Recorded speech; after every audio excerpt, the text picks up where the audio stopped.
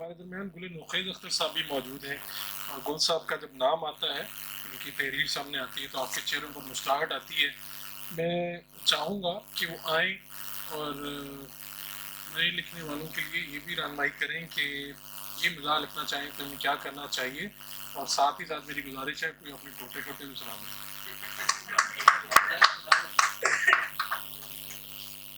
بسم اللہ الرحمن الرحیم۔ سب سے پہلی خوشی تو یہ ہوئی کہ ماشاءاللہ حال کھچا کھچ خالی ہے۔ اس کی وجہ میرا خیال ہے یہ سردی بھی ہے، ٹائم بھی ایسا تھا، ورکنگ ڈے تھا کافی لوگوں کے لیے۔ میں خود آفس سے نکل کے آیا ہوں۔ یاسر صاحب نے یہ نہیں بتایا کلمہ حق کیسے لکھنا چاہیے، سچی بات ہے۔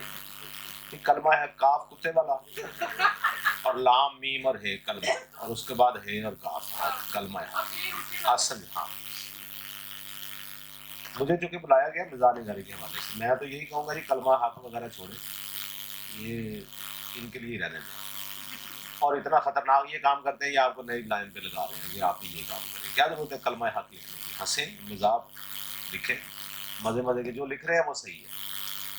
میں ایک دفعہ گیا یار صاحب کے گھر، تو میرا روز جانا ہوتا ہے۔ یہ ان دنوں طالبان کے خلاف بڑے خطرناک قسم کے کالم لکھے ہیں۔ میں پہنچا تو باہر ایک کیری ڈبے میں نا کچھ 4-5 اونچے مچ سے بندے، ان کی مونچھیں۔ میری گاڑی رکی تو وہ میرے پاس آئے، کہنے لگے آپ ہیں یاسر کی زیادہ؟ میں کہ یا اللہ خیر، کام پہ گیا مرشد سے پہنچ گئے جنہوں نے آنا سی۔ میں کہ یار اب کیا کیا جائے؟ خیر میں نے کہا جی ہاں میں ہی، میرا نام ہے یاسر کی۔ کہنے لگے یہ ایک بک دینی تھی فلاں صاحب نے بھیجی تھی۔ انہوں نے بہت سارے اپنے دشمن پالے ایسے کالم لکھے، تو ضروری نہیں کہ آپ کلمہ حق لکھیں، آپ اور بھی بہت سے کام ہیں کرنے والے جو کیے جا سکتے ہیں۔ کلمہ حق تو پھر ان سارے کاموں سے گزر کے آگے کا نام ہے نا کلمہ۔ یہاں تو کوئی پولیس والا آپ کے محلے والے کو اٹھا کے لے جائے زبردستی، وہاں نہیں کلمہ حق بولا جاتا۔ یہ جائے کہ آپ کہیں کہ اتنا بڑا میں نے کوئی کلمہ حق بولنا۔ مزاح نگاری کے حوالے سے میری گزارش ہے، راجہ ارشد صاحب بھی بیٹھے ہوئے ہیں، عمران کاکڑ صاحب بھی ہیں، اور فاروق شہباز ہیں، ہمارا کنول ہے، یاسر صاحب ہیں۔ جب آپ نے کئی لوگ پوچھتے ہیں جی مزاح کیسے لکھا جائے، یہ تو نہیں مجھے پتا کیسے لکھا جائے، لیکن یہ ہے کہ آپ الفاظ ہر اس چیز کو توڑیں جو آپ کے خیال میں عام چیز ہے۔ جب آپ مزاح لکھتے ہیں تو آپ کو بہادر ہونا چاہیے۔ کلمہ حق لکھنا اتنا مشکل نہیں جتنا مزاح لکھنا مشکل۔ کلمہ حق کی تو لائنیں آپ کو پتہ ہے آپ نے کیا بولنی ہے، کیا آپ کہہ سکتے ہیں، کسی کو سن لیا۔ لیکن مزاح میں آپ ظاہری بات ہے آپ جملہ بھی نہیں چرا سکتے، آپ کو جملہ بھی ایک تازہ دینا ہے۔ تو ایک مزاح نگار کے لیے بہادر ہونا بہت ضروری ہے۔ میں نے بہت سے ایسے لوگ دیکھے ہیں جن کے پاس اتنا اچھا اچھا جملہ ہوتا ہے، لیکن یا تو انہیں طریقہ نہیں آتا کہ وہ اس کو نثر میں استعمال کیسے کریں، ایک اپنے پورے مضمون میں کالم میں کیسے استعمال کریں، یا یہ کہ ان کی یہ ہمت ہی نہیں پڑتی کہ اس جملے کو کہیں وہ بول دیں۔ ان کے ذہن میں یہی ہوتا ہے کہ پتہ نہیں یہ بہت زیادہ بولڈ جملہ تو نہیں، پتہ نہیں اس کو سنانے سے لافٹر ملے گا یا نہیں، یا پتہ نہیں لوگ اس بارے میں کیا سوچیں گے اگر میں نے یہ جملہ لکھا، یا پتہ نہیں میرے گھر والے پڑھیں گے تو میں نے وہ کیا سوچیں گے۔ گھر والوں کے لیے تو نہیں لکھنا ہوتا۔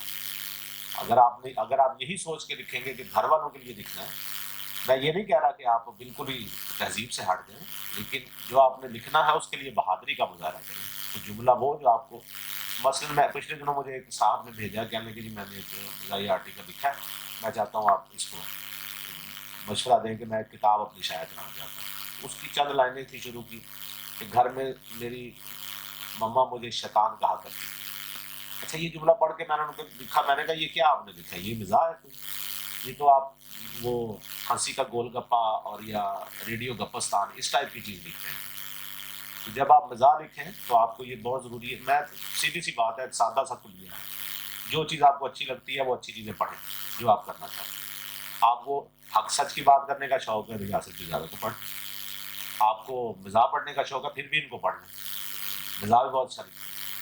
تو جو چیز آپ کرنا چاہتے ہیں اس کے جو جن لوگوں نے وہ کام پہلے بہت اچھا کیا ہوا ہے ان کو پڑھ لیں، آپ کو طریقہ آ جائے گا۔ یوسفی صاحب کو پڑھ لیں، آپ کا یوسفی صاحب والے اسٹائل میں نہیں لکھنا چاہتے یا آپ کو وہ مشکل لگتا ہے تو قاسمی صاحب کو پڑھ لیں، عطاء اللہ قاسمی صاحب کو پڑھ لیں، کرن محمد خان کو پڑھ لیں۔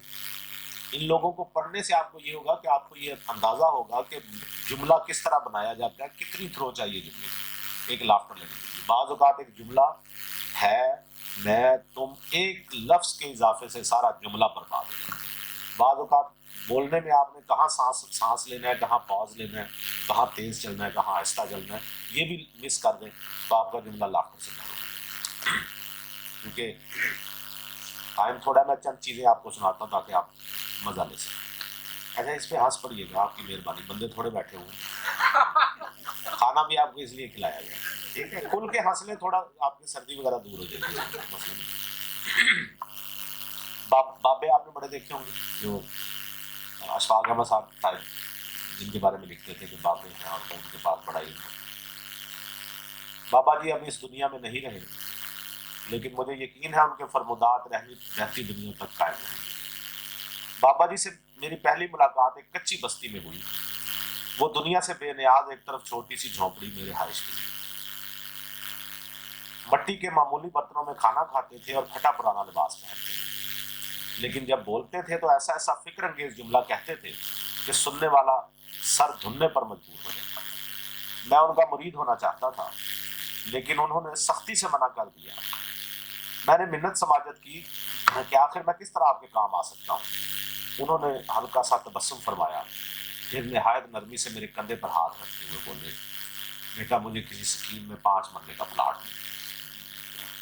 بابا جی کی یہ بات سن کر میری آنکھوں میں آنسو آ گئے اور میں دل پر بھاری بوجھ لیے خاموشی سے اٹھ کر فلم دیکھنے چلا۔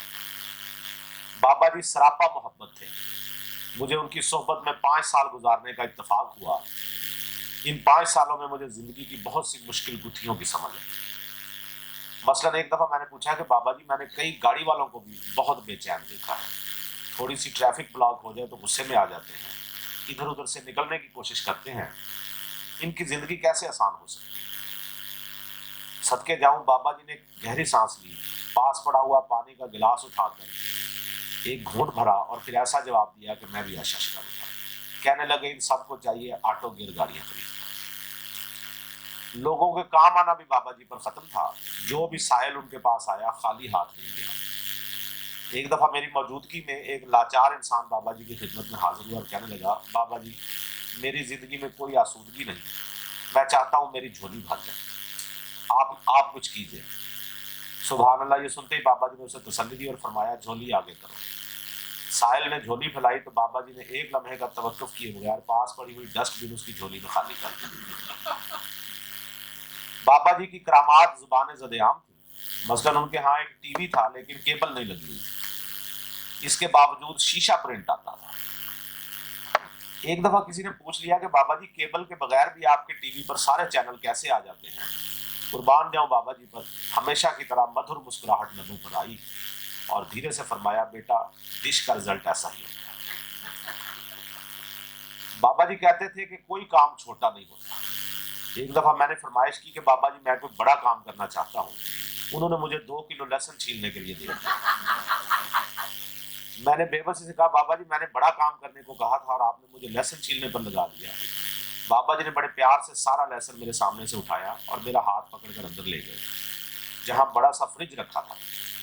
مجھے فریج کے سامنے کھڑا کیا اور فرمایا، اس کا کمپریسر ٹھیک کر دو۔ ایڈا تو اشفاق ہے۔ میں نے کئی دفعہ بابا جی سے پوچھا کہ کیا وجہ ہے کہ بابے ہمیشہ عقل کی بات کرتے ہیں؟ انہوں نے کہا، کیونکہ بابوں کے پاس زندگی بھر کا تجربہ ہوتا ہے۔ میں نے بے چین ہو کر پوچھا، تو پھر اپنے تجربے کی بنیاد پر مجھے بتائیے کہ مجھے بھوک کیوں نہیں لگتی؟ کھانا سامنے رکھا ہوتا ہے لیکن کھانے کو دل نہیں کرتا۔ بابا جی نے کچھ لمحے میری بات پر غور کیا، پھر اوپر دیکھا، پھر انہوں نے اطمینان سے چہرہ نیچے کیا اور پیار سے میرے سر پر ہاتھ پھیرتے ہوئے بولے، تو اپنا کھانا مینوں دے جائے۔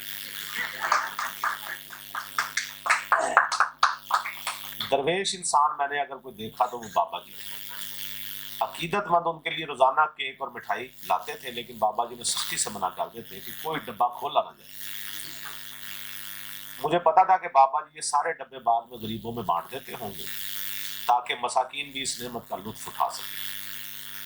تاہم یہ بات مجھے کبھی سمجھ نہ آ سکی کہ بابا جی ڈبہ کھولنے کی اجازت کیوں نہیں دیتے۔ ایک دن ڈرتے ڈرتے پوچھ ہی لیا تو جواب سن کر میرے دل میں بابا جی کا احترام اور بھی بڑھ گیا۔ فرمایا پتر ڈبہ کھلا ہوا ہو تو دکاندار واپس نہیں لیتے۔ بابا جی کو دنیاوی مال سے سخت نفرت تھی، کہتے تھے مال کو آگ بھی لگ سکتی ہے، دیمک بھی چاٹ سکتی ہے، ڈاکہ بھی پڑ سکتا ہے، ایسی چیزوں سے دور رہو، اور سکھی ہونا چاہتے ہو تو صرف پلاٹوں میں انویسٹمنٹ کرو۔ میں صدقے اپنے بابا جی کے اتنی گہری بات کرتے تھے کہ 2 دن بعد سمجھ آتی تھی اور دل احترام سے بھر جاتا تھا۔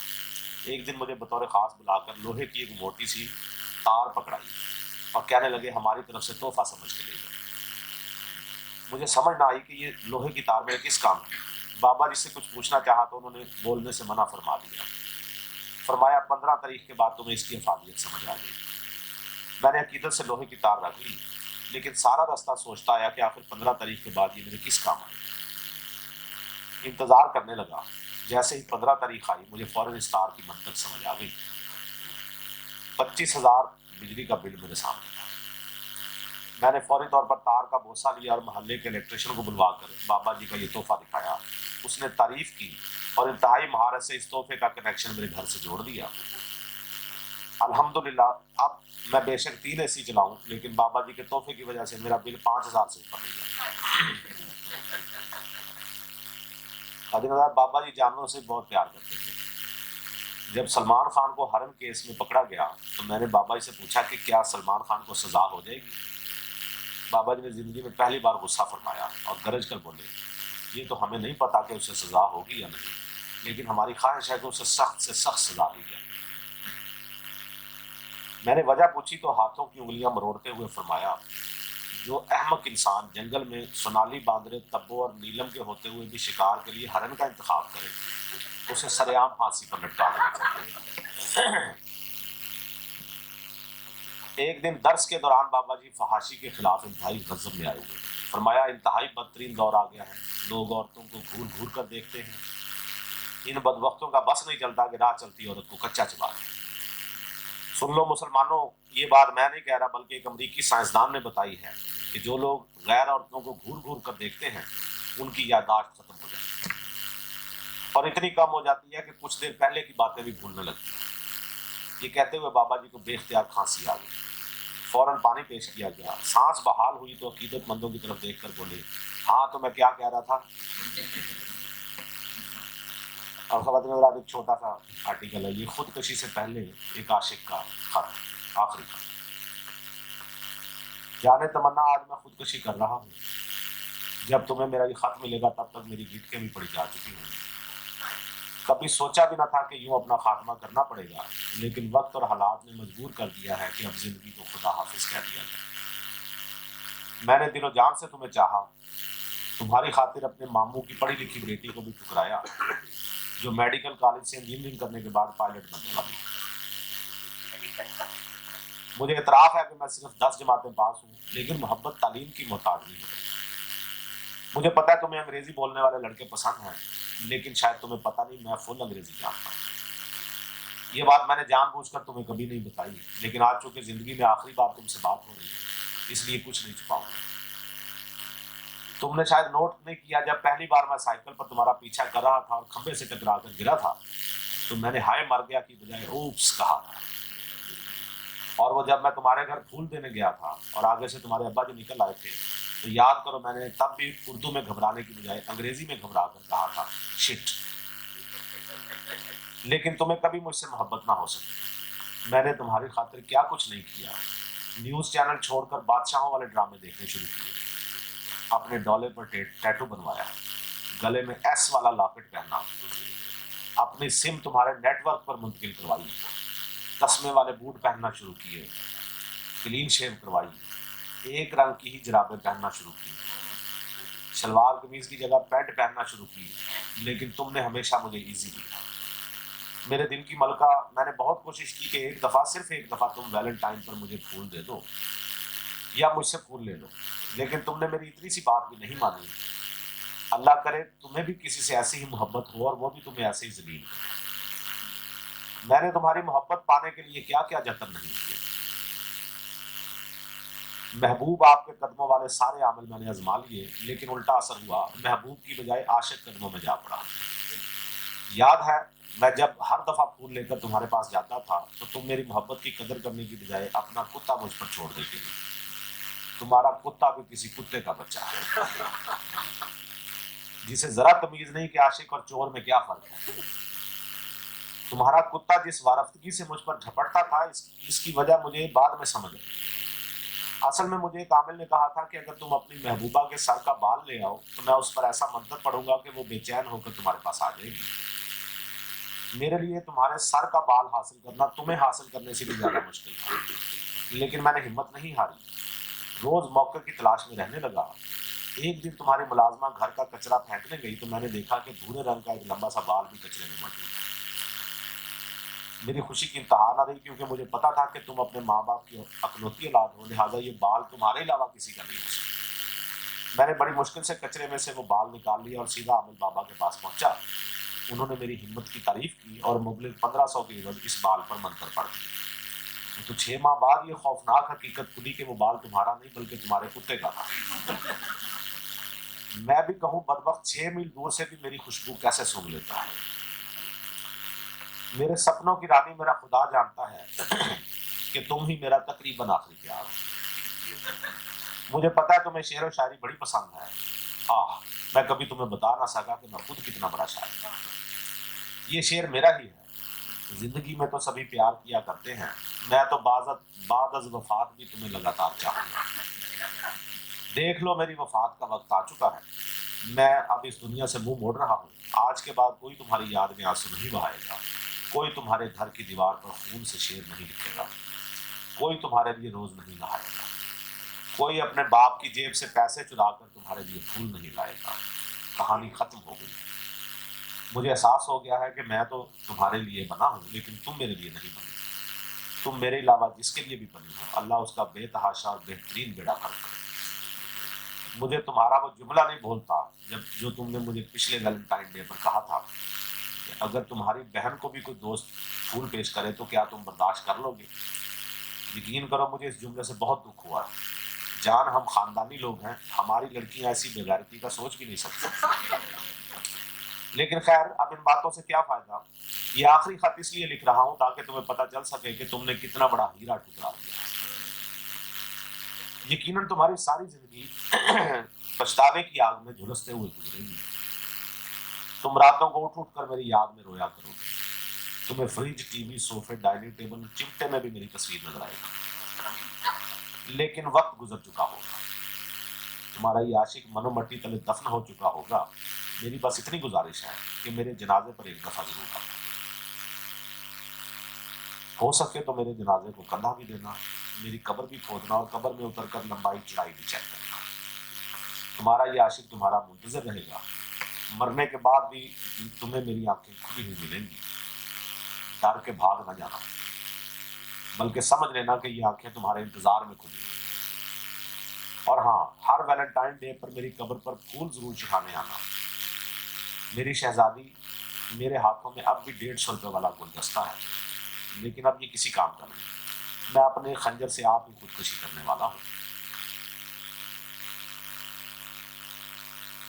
خدا کے لیے تم میرے جانے کی خبر سن کر اپنی زندگی کا خاتمہ نہ کر لینا. اگر ایسا ہوا تو میں دوبارہ مر جاؤں گا. میرا خیال ہے مجھے آتما ہتھیا سے پہلے اس خط کے جواب کا انتظار کرنا چاہیے. اگر یہ خط بھی تمہارے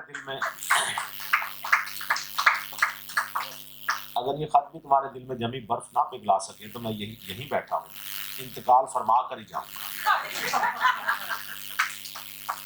جانے من اگر تم چاہتی ہو کہ میں ڈیڈ باڈی میں تبدیل نہ ہو جاؤں تو پلیز اپنے موبائل سے مجھے ایک مسڈ کال دو. موبائل کا بیلنس ختم ہو تو بے شک واٹس ایپ پر یہ بیل دے دینا. میں 10 منٹ کے لیے اپنا موبائل ڈیٹا آن کر رہا. اگر تمہاری کال آ گئی تو تمہارا یہ عاشق پھول لے کر ہوا میں اڑتا ہوا تمہارے پاس آ جائے گا. پلیز دیر نہ کرنا. میں تمہاری ملازمہ کے ہاتھ یہ خط بھیج رہا ہوں. ویلنٹائنس ڈے پر تمہیں سارے گلے شکوے ختم کر کے میرے پھول قبول کرنے چاہیے، ورنہ دنیا تمہیں پینڈو سمجھے گی. زیادہ لکھے کو تھوڑا سمجھنا اور کوشش کرنا کہ آتے ہوئے روٹی پر تھوڑا سا سالن بھی رکھ کے لے آؤ. خودکشی کے چکر میں صبح سے کچھ نہیں کھایا. فقط تمہارا مقدر شکیل پڑے.